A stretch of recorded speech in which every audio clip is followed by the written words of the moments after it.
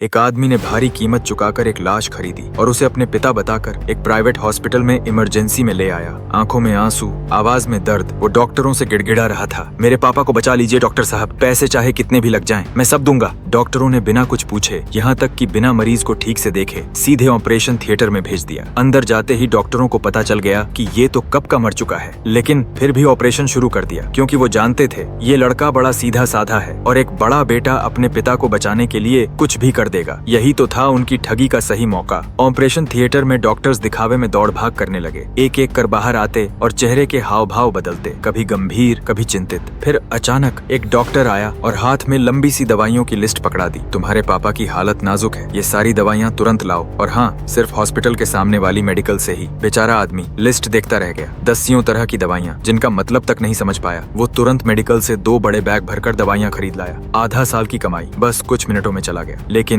जैसे ही उसने दवाइयाँ नर्स को दी, वो ठंडी आवाज में बोली, मरीज की हालत कॉम्प्लिकेटेड है, आपको समझ में नहीं आएगा, और तुरंत अंदर ले जाकर दवाइयाँ उसी मेडिकल में लौटा दी। साथ ही मेडिकल वाले को डांट पड़ी, तुम्हें महंगी दवाइयाँ क्यों नहीं दी, अगली बार ऐसे लोगों से और ज्यादा पैसा कमाओ। तभी एक और बिल आया, 50 लाख का स्पेशलिस्ट डॉक्टर फीस। आदमी ने हैरानी से कहा, पर मैंने तो पहले ही सर्जरी के पैसे दे दिए थे। डॉक्टर बोला, तुम्हारे पापा की हालत बहुत खराब है, इसलिए हमें देश के टॉप डॉक्टर बुलाने पड़े, उनका अलग चार्ज है। बेचारा आदमी फिर से पैसे दे देता है। कुछ देर बाद एक स्पेशलिस्ट डॉक्टर भारी भरकम एंट्री करता है। बाहर खड़े लोग टेंशन में, अंदर ऑपरेशन थिएटर में डॉक्टर नर्स आराम से हंसी मजाक में बैठे होते हैं। हर आधे घंटे में एक डॉक्टर बाहर आता, चेहरा पहले मुस्कान से गंभीरता में बदलता और आदमी से नए नए बिल वसूलता। आखिरकार जब आदमी के पास एक भी पैसा नहीं बचा तो डॉक्टर बाहर आया, चेहरा गंभीर, हमने पूरी कोशिश की लेकिन आपके पापा नहीं बच सके। आदमी रोता है, गिड़गिड़ाता है, डॉक्टर साहब एक बार और कोशिश कीजिए। डॉक्टर ठंडी सांस लेता है, हम चाहकर भी एक मरे हुए इंसान को जिंदा नहीं कर सकते। तभी आदमी का चेहरा बदल जाता है, रोने से शांत, शांत से ठंडा। वो कहता है, अरे आप तो मरे हुए लोगों का भी इलाज करते हैं, है ना? सभी डॉक्टर चौंक जाते हैं। आदमी अपनी जेब से एक कागज निकालता है, डेथ सर्टिफिकेट, और बोलता है, ये लाश मेरे पापा की नहीं थी, ये तो मैंने